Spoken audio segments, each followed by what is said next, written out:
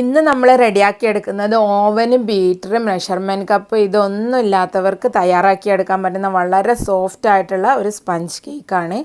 അപ്പോൾ ഇത് റെഡിയാക്കാനായിട്ട് നമ്മൾ ആദ്യം തയ്യാറാക്കി വെക്കേണ്ടത് നമ്മൾ ഏത് പാത്രത്തിനകത്താണോ കേക്ക് ഉണ്ടാക്കുന്നത് ആ പാത്രമാണ്. അപ്പോൾ ഞാനൊരു 6 ഇഞ്ചിൻ്റെ മോൾഡ് എടുത്തിട്ടുണ്ട്. ഇതില്ലാത്തവർ ഒരു സാധാരണ ഒരു അലൂമിനിയത്തിൻ്റെ ചെറിയൊരു പാത്രം എടുക്കുക.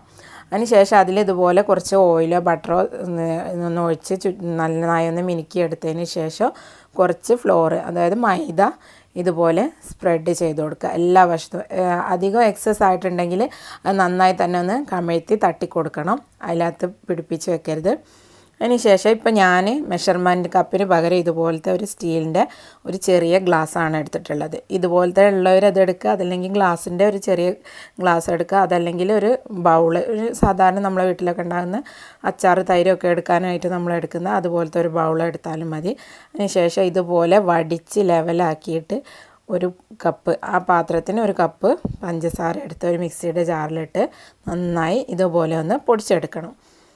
ഇനി ഇതിനകത്തേക്ക് നമ്മൾ സാധാരണ ഒരു വാനില ഫ്ലേവറുള്ള കേക്കാണ് ഉണ്ടാക്കുന്നത്. അപ്പോൾ ഫ്ലേവറൊന്നും വേണ്ടാത്തവർ ഫ്ലേവർ ചേർക്കണ്ട. ഞാൻ ഫ്ലേവർ കൊടുത്തിട്ടാണ് ഉണ്ടാക്കുന്നത്. അപ്പോൾ ഒരു ടീസ്പൂൺ വാനില എസൻസ് ഞാൻ ഇതിനകത്തേക്ക് ചേർത്ത് കൊടുക്കുന്നുണ്ട്.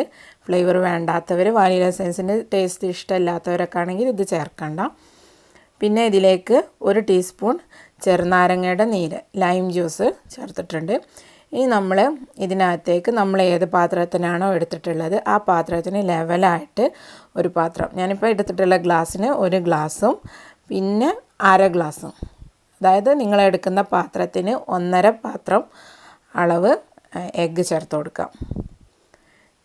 ഇനി ഇതെല്ലാം കൂടെ ഒന്ന് നന്നായി ഒന്ന് മിക്സായി വരുന്നവരെ ഒരു 2-3 മിനിറ്റ് ഒന്ന് അടിച്ചെടുക്കാം. അത്രയും മതി. ഇതുപോലെ ഒന്ന് മിക്സായി വന്നാൽ മതി ആ പഞ്ചസാര. ഇനി നമ്മൾ എടുത്തിട്ടുള്ള പാത്രത്തിന് ലെവലായിട്ട് ഒരു കപ്പ് ഓയിൽ, നമ്മളെടുക്കുന്ന സാധാരണ ഫ്ലേവർലെസ് ഓയിൽ ചേർത്ത് കൊടുക്കാം. എന്നിട്ട് ഇതുപോലെ ഒന്നുകൂടെ അടിച്ചെടുക്കാം. ഇപ്പോൾ നമ്മൾ ബാറ്ററിലേക്കുള്ള വെറ്റ് ഇൻഗ്രീഡിയൻസ് നമ്മൾ റെഡി ആക്കിയിട്ടുണ്ട്. ഇനി ഡ്രൈ ഇൻഗ്രീഡിയൻസ് ആണ് എടുക്കുന്നത്. അപ്പോൾ നമ്മളെടുത്തിട്ടുള്ള അതേ പാത്രം തന്നെ എടുത്തിട്ടുണ്ട്. അതിലേക്ക് 2.5 പാത്രം, അതായത് 2.5 ഗ്ലാസ് അല്ലെങ്കിൽ 2.5 കപ്പ്, നിങ്ങൾ എന്താണോ എടുക്കുന്നത് അതിന് 2.5.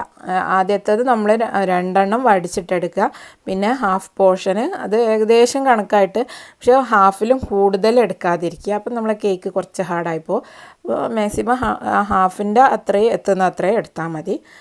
2.5 കപ്പ് ഫ്ലോർ മൈദ അതെടുക്കാം. പിന്നെ ഇതിനകത്തേക്ക് ഒരു 1/4 ടീസ്പൂൺ ബേക്കിംഗ് സോഡ ഒക്കെ എല്ലാവർക്കും അവൈലബിൾ ആയിരിക്കുമല്ലോ. ബേക്കിംഗ് പൗഡർ അവൈലബിൾ ആകാത്തവർക്ക് വേണ്ടിയിട്ടാണ് ഞാൻ ചെറുനാരങ്ങയുടെ നീര് ചേർക്കാനായിട്ട് പറഞ്ഞത്. അത് രണ്ടും കൂടെ ഒന്ന് നന്നായി ഒന്ന് മിക്സ് ചെയ്ത് വെക്കുക. എന്നിട്ട് ഒന്നുകിൽ ഇതിനകത്തേക്ക് ഒഴിച്ചിട്ട് നമ്മൾ മുട്ടയുടെ മിക്സ് ഇതിനകത്തേക്ക് ഒഴിച്ചിട്ട് മിക്സ് ചെയ്ത് കൊടുക്കുക, അതല്ലെങ്കിൽ ഇതുപോലെ ഇതിനകത്തേക്ക് മിക്സിയുടെ ജാറിലേക്ക് ഇട്ടിട്ട് ജസ്റ്റ് ഒന്നൊന്ന് കറക്കിയെടുക്കുക. ഒരുപാട് അങ്ങ് അടിച്ചെടുക്കണ്ട. നമ്മൾ ബേക്കിംഗ് സോഡ ചേർത്തതാണ്, അപ്പോൾ അത് പെട്ടെന്ന് അങ്ങ് ആക്റ്റീവായി തുടങ്ങും. ലൈം ജ്യൂസ് ആയതുകൊണ്ട് തന്നെ പെട്ടെന്ന് ആക്റ്റീവ് ആവും. അപ്പോൾ ഒന്നൊന്ന് കറക്കിയെടുത്താൽ മതി. ഇനി നമ്മൾ ഇത് തയ്യാറാക്കി വെച്ചിട്ടുള്ള മൗൾഡിനകത്തേക്ക് ഒഴിച്ചു കൊടുക്കാം. നമ്മൾ നേരത്തെ തന്നെ മൗൾഡ് റെഡിയാക്കി വെച്ചതാണ്, അതുകൊണ്ടാണ് ഞാൻ നേരത്തെ റെഡിയാക്കി വെക്കാൻ പറഞ്ഞത്. ഡയറക്റ്റ് അതിനകത്തേക്ക് അങ്ങ് ഒഴിച്ചു കൊടുത്തിട്ട് നമുക്കിത് ബേക്ക് ചെയ്തെടുക്കണം. അപ്പോൾ നമ്മൾ ഈ മൈദ ഇതിനകത്ത് മിക്സ് ചെയ്യുന്നതിന് മുൻപായിട്ട് വേറൊരു സംഗതി ചെയ്യാനുണ്ട്. അപ്പോൾ അത് ഞാൻ ഇതിൻ്റെ ശേഷമാണ് കാണിക്കുന്നത്. നമ്മൾ ബേക്ക് ചെയ്യാനുള്ള പാത്രം ഒന്ന് പ്രീ ഹീറ്റ് ചെയ്തെടുക്കേണ്ടതുണ്ട്. ബാറ്റർ ഒഴിച്ചിട്ട് ഇതുപോലെ ഒന്ന് തട്ടി കൊടുക്കണം കേട്ടോ, എയർസൊക്കെ പോകാനായിട്ട്.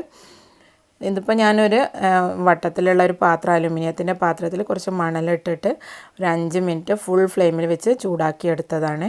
അതിനകത്തേക്ക് ഒരു തട്ടും വെച്ചിട്ടുണ്ട്, ഒരു സ്റ്റാൻഡ്. അതിൻ്റെ മുകളിൽ നമ്മളെ കേക്കിൻ്റെ ടിന്ന് വെച്ച് മറ്റൊരു മൂടി വെച്ച് ഒന്ന് അടച്ച് വെച്ച് വേവിച്ചെടുക്കുകയാണ് ചെയ്തത്.